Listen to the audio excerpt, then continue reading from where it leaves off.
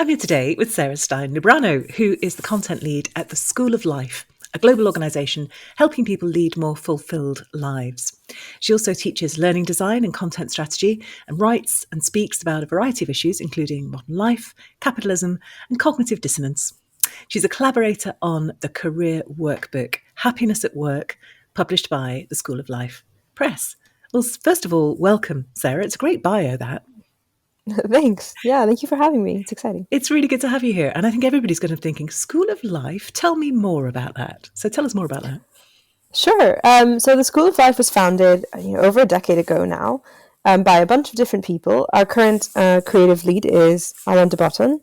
And we are a company that works around the world.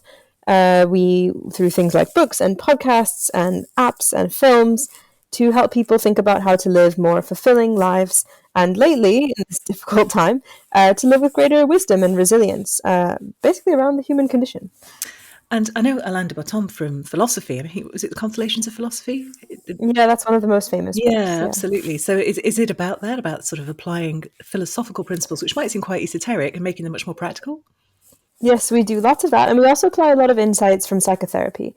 We're very interested in the idea that there might be a great deal about, for example, our childhoods and the way that those have an effect on us, or the way that we relate to other people that is happening beneath the surface, that there's something about it that needs investigation and isn't immediately obvious. And that once we understand these kinds of dynamics, we're much better prepared to make good choices in our life, to build happier relationships, and so on. And all this happens in what formats? Because I can imagine there are multiple ways of delivering, ways of engaging with people in the room, on the Zoom, and through books. And I'm really interested in how the books fit in that. Lots of things. So I would say that increasingly we are really, first and foremost, a press. But, it's a modern press. So our YouTube channel is just as important in many ways as our printing press. We have a YouTube channel with millions of subscribers. I always forget exactly what million we're on, but I think it's 5 or 6 or something now. That's a nice problem to have. It's a great problem to have. We're very happy about our YouTube following. And then we put out a book, very often, like once a month. Sometimes that often we have a new book because we work as a team. So we write as a team, and we also have, in addition to these two things, we have an app which you can access a lot of our content on, and it personalizes the content for you, so it focuses on the things you most need to think about in your life. We have some workshops. Increasingly, we are focused mostly on providing those to companies, but we do still do events for the public as well, and we've got some fun ones usually each time a book comes out, especially in London. We have branches around the world who do our work at an international level, often in the country's language. So, for example, we have a German branch and a Brazilian branch, and they teach to the public and also, do all the same things as us usually, but in that country's dialect, literally and metaphorically. So it's a very broad remit in that sense, but we're mainly focused on helping people access ideas. And I don't just mean intellectually, but also emotionally, that will help them improve their lives and feel better capable of taking on this challenge of living life well. And a challenge it is right now. Yeah. I was really fascinated by that phrase you used, we are a modern press, which I interpret from what you've just said as being, yes, it's about books, but it's not just about books. There are so many layers to this. Yeah. I mean, I think a lot about this because this is not just for the School of Life, but in general in my life, I think a lot about this idea of like content, and what does it mean that things have content? And one of the best definitions I found for this is in a book by the theorist Kate Eichhorn, who was quite critical of this industry, incidentally. So I'm not sort of talking us up. I'm thinking about it quite seriously.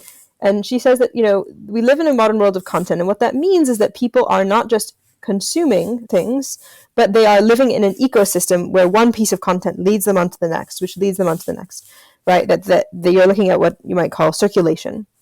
And I think at the School of Life, we've taken this very seriously. And so we understand that people don't just pick up a book once, read it, put it down, and then that's the end of their relationship with that idea.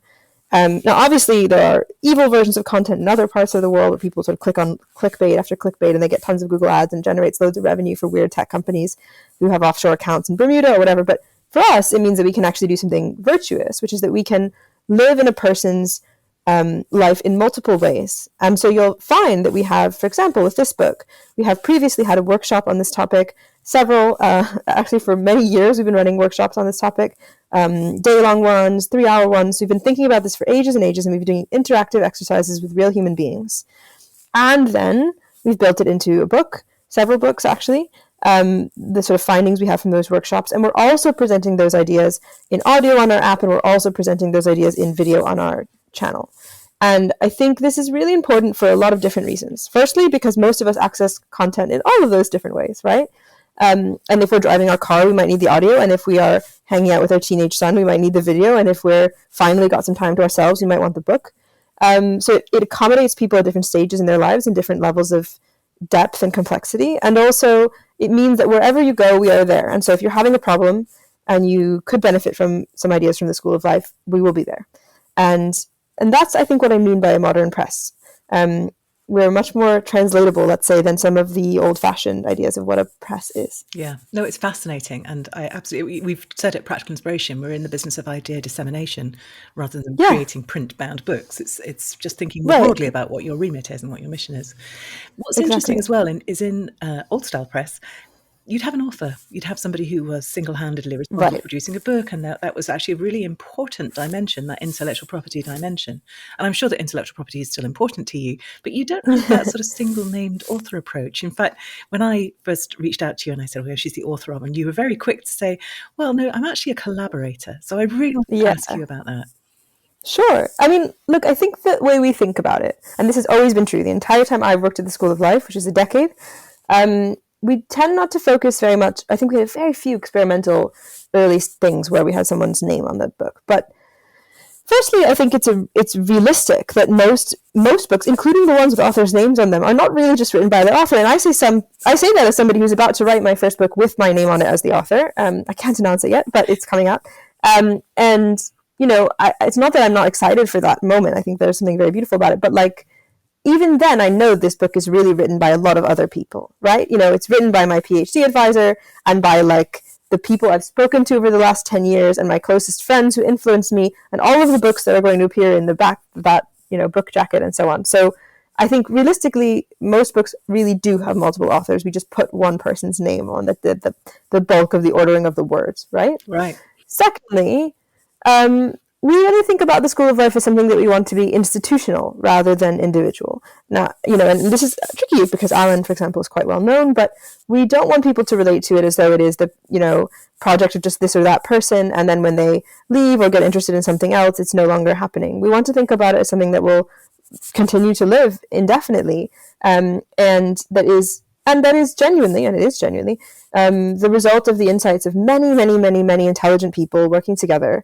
And as we'll discuss in a minute, I imagine, working with actual people experiencing this problem. So, for example, the career workbook is something that many different faculty members, through many different workshops over many years, to collect the insights that are in this career workbook.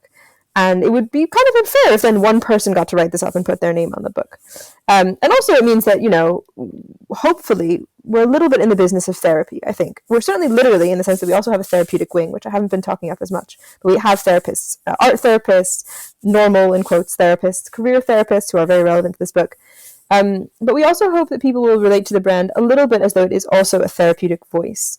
And for that to work, it's much better if it's the School of Life as a whole, rather than any individual one person, because we have our specific weird projections around any individual person. You know, we might say, I don't want to talk to a man about my career, or I don't want to talk to a woman about my career, or I don't want to talk to, you know, someone too young, or whatever it is. And the insights are really much beyond any individual person. And writing as the School of Life allows people to relate to the brand as a whole.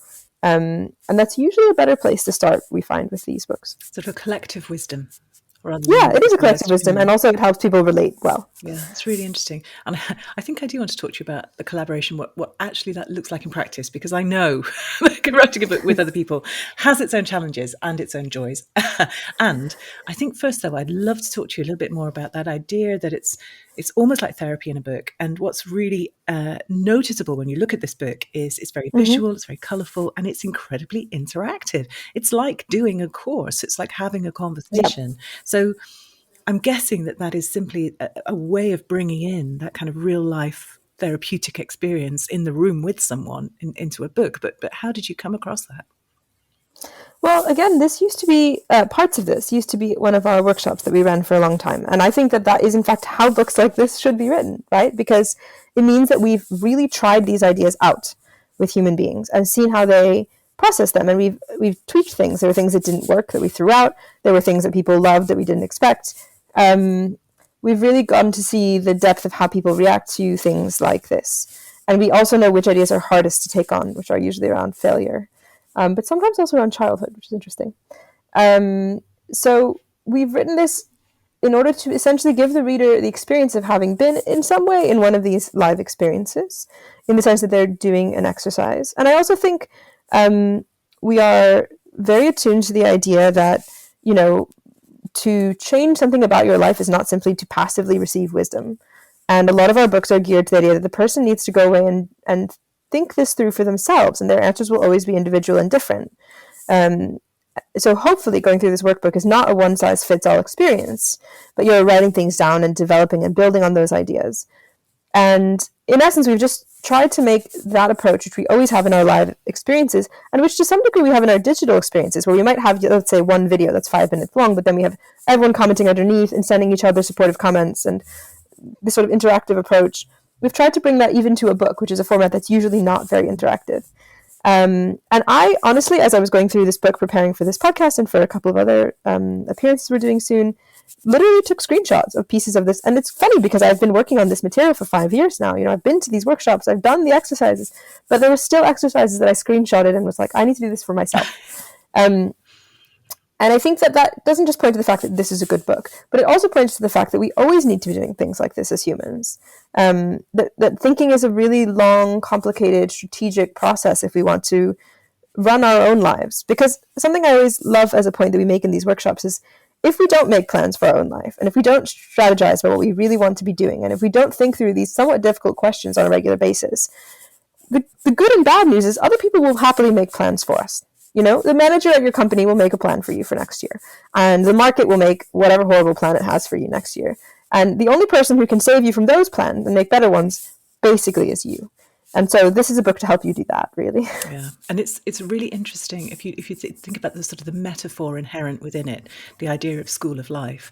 It's quite empowering, isn't it? Because it's saying that whatever's happening, it's a school day. It's an opportunity to learn something. It's an opportunity to develop. And I think it sounds, it's not an unused metaphor. You know, this is a very common metaphor. We talk about it almost thoughtlessly, but actually that is a really, really powerful idea, because otherwise you can feel that you have done your growing, and you can feel that you are static, and you can feel that what's happening to you is something to be responded to or liked or disliked or all the rest of it. But if you take that really fundamental underlying metaphor that this is a learning opportunity, then suddenly everything opens up, doesn't it? Yeah, and I think also, you know, we're very conscious that people have very different experiences in school. I am in particular. People often have a really negative experience with school. And so we're trying to rewrite this to be something that you can choose and, you know, isn't forced on you, and that you're doing because you want to. And I think also we have to tip our hat always to our art design team, our graphic design team. They do so much work for us. Yeah. So I'm guessing, and brings me on to the collaboration point as well, because, you know, I have early visual books, and when I did it, I sat there with a designer and we kind of planned the page together. Is that how it is for you guys? It's a long, ongoing back and forth. Yeah. I mean, I think we're incredibly fortunate because we have a really amazing design team at the School of Life Press. And I as a writer, find this almost like a magical experience. You know, I'll write a bunch of words, and then a year later, whatever, they're in a book, and the book is just beautiful. But I've almost never been even remotely sort of moderate about my response to what the design team comes up with. I'm always shocked and delighted, and it kind of brings it to life. And I think that really is important when thinking about this kind of book as well, that, you know, I think we live in a world that still values intellectual thinking very, very highly, but it values emotional thinking less. And one of the things that aesthetic projects do is they access our emotions and our affect. Yeah. And I think the books are doing that, right? So we're giving people good ideas, wonderful, but honestly, if they weren't formatted so beautifully and thoughtfully, people would be listening less. And they also walk this very fine line where they're telling the reader, you know, it's time to do an exercise, but also you're an adult. And that's a very hard thing to get right. It's really hard. I've seen so many bad versions. I mean, this is the thing about design, right? In other people's content, you know, where it's just a bit patronizing, or it's just a bit twee, or it's just a bit too serious and therefore looks boring. Getting that line where a grown-up simultaneously feels imaginative and respected is something that I just think our design team do beautifully. So yeah, I mean, it's a collaboration. I would say the way it works for us, and this is obviously at a very high level, is that we have a set of principles that are the principles of the School of Life. You can find them on our website. A sort of stream of things that are the project of the school. For example, we are very allergic to what we consider to be romanticism, or at least we think that we need a corrective voice to the romanticism of the modern age that tells people that, if you just believe, it will happen and it will manifest, and like all of this sort of, I would say this is the gentle romanticism business nonsense of the world. We are very much not romantics in that sense. And we're much more interested in a classical approach to certain problems, including at work. We're very much historically grounded. We think about like taking ideas from history, cultural mining, as we say. So we always put the problems of modernity, which are the main problems we're interested in at the School of Life, in the context of history. It's very new to think your work would somehow fulfill you. Most people work to survive, right? We have to think about it from that perspective. And we have certain psychoanalytic ideas that we love and are staples, like the idea of the good enough parent, but also now that we're drawing on Donald Winnicott, we might as well have the good enough boss and the good enough manager and the good enough employee and the good enough job and the good enough life experience. So we have these starting principles, and I think that's really important because, otherwise it's almost impossible to collaborate because you don't actually have a shared vision as a whole. Yeah. So you've almost created a sort of brand that unites all those different collaborators so you're on the same page, and that means you can collaborate more effectively. Right, yeah. And I think it's like kind of an invitation, if you want to work at the School of Life, you kind of need to be on board with these things. And we're mainly going to do these things. And then if you do join, hopefully you are really excited about those things. And I think that makes collaboration a lot better, yeah. And I want to ask you personally as well, as a writer, as somebody who's writing, firstly, just generally, what is it that you get out of writing? Why do you do it? But also, when you are writing, are you writing with that visual application in mind, and does that change things for you? Yeah, I am. Okay, so thing one, I think that for me, writing is the only place where for me, this is not completely true, sorry. Writing is one of the key places where, for me, one goes from sort of musing to really thinking, where you have to write out the ideas and see, do they actually make sense? Is this true? I think this is too broad of a claim. Actually, here is a counterexample, etc. And I find that I only really know what I think when I've written it and rewritten it and rewritten it and rewritten it and rewritten it. It brings some rigor to the sort of sloppiness of your thinking sometimes, doesn't it? Yeah, anyone's. And I also think you discover as you go through what you really care about as well. So it's not just a purely logical exercise. I have a friend, Amelia Horgan, who says that you should only write about things that annoy you. And I actually think it's quite a deep insight. Her point really is that that's actually what writing is about in a way. You're always getting at a core of something that you feel is poorly understood or wrongly imagined or wrongly conceptualized or badly applied or whatever it is in this world. And you're trying to tell the world, like, no, it should be this way, right? And obviously our books are very gentle in their tone, but they are ultimately getting across this point that, like, things could be better, right? You could try this another way. There's a bad way of going about this problem, and you should probably try the better way.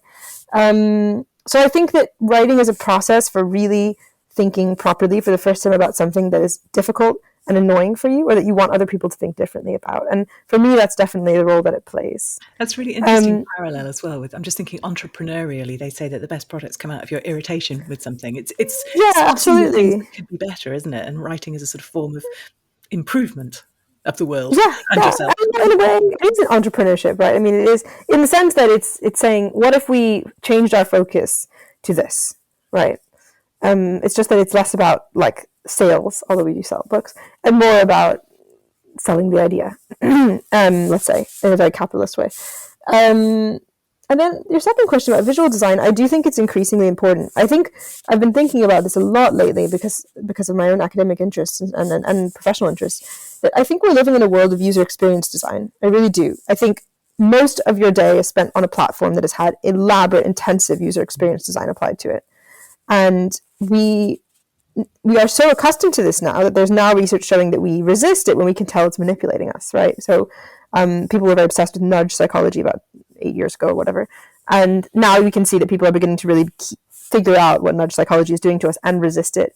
Obviously, that's a particularly extreme example of UX design in some ways, but I think we've all become very accustomed to it. And we also in positive ways, I guess, attuned to it. We just expect the UX to work, and we kind of intuitively know what it means to double click and swipe and this and that. And anyway, I guess what I'm trying to say is I think that is so deeply embedded in us all now that to be a writer is also to be attuned to this. Even if your book looks kind of normal as a book rather than a workbook like the one we have here, which is obviously very much user designed, we now can track like people's reading patterns, and we read differently on different devices.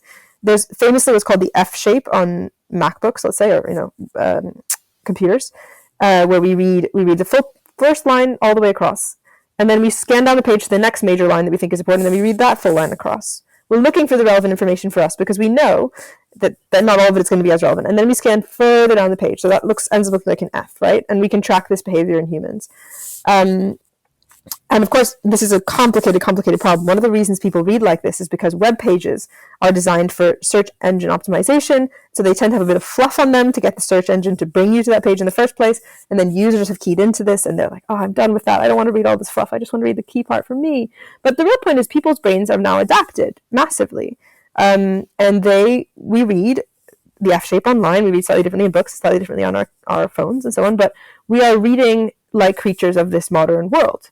And we are skeptical that what the writer has to say is relevant to us, and we are much better positioned now to read shorter sentences. I would actually say people do read a lot from the research I've seen, but they read shorter sentences, they read shorter paragraphs, they want to see the information sold up front to them well. If you think about the logic of, for example, a carousel or an Instagram post where there are multiple photos, we think that the most important thing comes first, and we're used to that as a sort of mental model for how information is conveyed, and so on. And this is bad and good. I think it's okay to have a little bit of hysteria that we're like in a different world of information transmission where people's attention spans are shorter, but also it's just life. And something I always remind people of is that apparently the part of our brain that is reading in the first place is actually rewritten, a rewritten part of the brain that used to be assigned to facial recognition. And illiterate people have much better facial recognition because they can still use all the neurons in that part of the brain to figure out what people's faces are doing. But we have reused that to read books. And so I guess the point is not to be too chipper about some very complicated technological transformations of our brain, but our brain is always rewiring itself to take in information differently. That's what's so cool about it in a way. And I think to bring us back to this question about UX design and more importantly visuals, I increasingly map out and draw out all the information I'm trying to convey. I use systems like Miro to kind of mock up what would the book look like, what would this page look like. And I think that everyone should be doing this to a degree because it's a realistic guess of what the reader is experiencing. And ultimately, writing is communication, and it's about the reader's brain, not just yours, right? Yeah, that's so fascinating because it is really tempting as an author when you're in love with the nuances of your topic to write long screeds of paragraphs that go over a couple of pages, and frankly nobody's going to read that. So or just as you're writing, thinking about keeping the paragraph breaks in there, giving people places to rest their eyes, giving them signposting headings that tell them what's coming up, all of that is super practical. Yeah, fascinating. I want to go on about the brain recognition. It now makes sense to me why I'm so bad with faces. But there we are. I'm conscious of time as well, and I'm desperate to ask you for your single best tip, which I think is going to be quite hard because we've had a huge amount there already. But if somebody's just sort of setting off on the journey, what's the one thing that you would equip them? A whole book. Okay. Well, I do think that advice about picking something that annoys you is important, because I think most of our annoyances are not fully fleshed out in our brain. We just know that we're annoyed. We haven't really identified why. I also think, what else would I say? I think you should practice getting your ideas across to human beings in real life. And I think this is something that is, I'm very lucky because the way the School of Life functions is that you tend to teach, not just write, which is great, especially for me. And you quickly learn that people have resistance to ideas, and that's fine, and that's good to know. And I think that one of the shortcomings of some writing in this world is that it doesn't take into account the fact that the audience has their own worries, their own preoccupations, and their own concerns. And especially for certain kinds of writing, you want to be writing to what the learning theorist Nick Shackleton-Jones calls the user's affective context, their realm of concerns, the things they actually care about, right? And that also means carefully addressing the things that would make them reserved about the ideas you're trying to get across. So if you're writing a book, once you've already, written out a bunch of your annoyances and figured out what you really want to say and made sure that there's actually like evidence in this world that what you're saying might make sense, assuming all of that has gone somewhat well, I think another key thing to do is go and try to communicate this live to at least one other person at a time, and maybe large groups of people, and do this repeatedly. Because what you will find is that you run into the same objections and worries and concerns over and over again. And I think it's really important to take your readers and your listeners seriously. And that means addressing those as honestly as you can. And it doesn't always mean saying that they're wrong. Something I used to teach my undergraduates when I was teaching undergraduates is I would always say, give the opposing side as much credit as you possibly can. That's the best thing you can do, right? Like they have an objection, like give them as much as you can. Yes, this bit is true, and that bit is true, and that bit is true. To me, this is the mark of an intellectually honest person. And then also, once you've done it, when you still have your reservation, you say, okay, all of this is true, but still we have to do this. I think it's much more powerful. So working through that process. It reminds me of and I can't remember where I read it, which is really irritating, but fuel and friction is that as authors, we tend to pile in more and more fuel in support of our argument. We tend not to deal with the friction, the effective context of the reader and the reasons why they might object to that, or their exceptions, or the things that. So thinking about the friction as well as piling on the fuel for your argument, I think is a great point. Yeah, it's very interesting. And one last thing about this is just I've been reading some data recently about how people who become anxious about getting vaccinated will then be talked through the reasons why vaccines are actually safe, and why there are these studies that show that the worries that they have are not founded in evidence and so on. And interestingly, they will kind of come round intellectually, it seems. They will tell the researchers, okay, I think actually I am intellectually on board. And then they will still go away and not get vaccinated. And I think, I think that this is probably a broader human activity, which is that we are intellectually convinced of loads of things. I am personally intellectually convinced that I need to never eat an animal again, but I am very bad at sticking to that. Which, I'll probably be cancelled for by my great-grandchildren or whatever, and I understand. Right, and so I think we have to take it more seriously. What does it mean to convince someone? If what you actually want to do to change the world, you have to convince them more than intellectually. And I think that does take this finessing. Yeah, that's fascinating. And I'm really interested to hear what book you are going to recommend to listeners as well. And I'm fascinated to see whether it's going to be a School of Life one or a different one. Well, look, first I have to recommend the School of Life books. It's a rule, right? So we have the career workbook coming out. I think it's really great. I'm literally going to use it for myself as someone who's already pretty happy with her career. We also have our self-hatred book came out recently, which is a bit more therapeutic, but really lovely and beautiful. And just in general, I think it's Christmas time, and the School of Life books are really good presents. There's one for basically every single person Christmas you could ever dream of. It's not going to be Christmas time as they're listening. Sorry. Fine. We'll have to give gifts for the rest of this year, and they're perfect for that. So I would recommend all of those. I also, particularly in the School of Life range, always love the failure book. I'm the champion of the failure book. And I say this because I think there are other good, what you might call broadly self-help books in this world from other brands. But I think this we write about uniquely well and uniquely realistically. There's too many, for example, business books in this world about how failure is just like a little stumbling block on the road to success, and you'll just sharpen yourself and then you'll succeed. And I think this is preposterous for lots of reasons. And actually what we need to do is to learn to fail well. This is in this career workbook as well, but it's also in our failure book. And I just love this bit. Okay, that's another whole podcast right there. So, but apart from the School of Life, thanks for the... I would say I can't easily do just one book, but I would say something that I've been thinking about a lot lately that might be somewhat relevant is I just read a book by Eric Kleinenberg, who's a sociologist, and he writes about the importance of social infrastructure. It's not a business book in the literal sense, but I think it's incredibly relevant, including for businesses. And the general idea is that, we are already familiar with what like water infrastructure is or whatever. But we also need to design the buildings and the social spaces, including the online ones, though he's less keen on those, to encourage people to really know each other in a deep way. And the most famous example that he gives is that in Chicago in 1990s, there was a really horrible heat wave and loads of people just died, right? And actually, we're all getting familiar with this again in Europe because we're having heat waves, we don't have air conditioning, and people are literally dropping dead. And the same is true for things like COVID. And what was interesting about the data when you looked at it is that once you controlled for things like race and poverty in the neighborhood and so on, there were some neighborhoods that still did much better than others, even though they had the same demographic characteristics. And the reason was because there were still pieces of social infrastructure left like public libraries. And so the old people, especially, and the vulnerable people, knew other people in their community because they went there all of the time. And so when the heat wave happened, people checked on them and took them to the hospital before they died. Now, obviously, this is a quite extreme and in some ways horrifying example of the importance of social infrastructure, but it has much broader implications.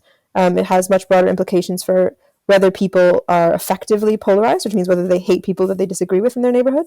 It has lots of implications for people's physical health.